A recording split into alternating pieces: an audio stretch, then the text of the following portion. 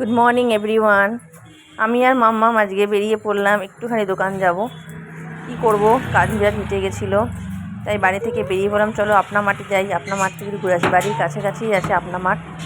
তো গেলাম, সেখানে গিয়ে দোকানের শপে নানা রকম জিনিসপত্র দেখলাম। অনেক কিছুই ছিল, খুব একটা অফারে ছিল না, তাও টুকটাক কেনাকাটি করে ও তো জেমস কিনে নিয়ে বাড়ি চলে এলো। জেমস আর একটা এক্সট্রা ডার্ক পেন্সিল দেখলাম। সামনেই ওর একটা ম্যাথ কম্পিটিশান আছে, তাই ভাবলাম পেন্সিলটা নিয়ে যাই, দেখি কেমন হয়। জেমস নিয়ে ব্যস্ত হয়ে পড়েছে খাবে বলে। আমি বললাম থাক, ও শুনবে না, এই যে পেন্সিল পেন্সিল দিয়ে এক্ষুনি ওকে লিখতে হবে।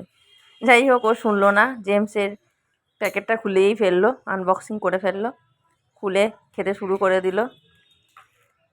তোমরা সারাদিনে কেমন করে কাটালে বলো?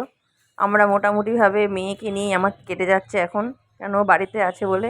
এই যে শুধু কায়দাবাজি, কায়দা ছাড়া ওর জীবনে কিছু নেই। ব্যাস খুলে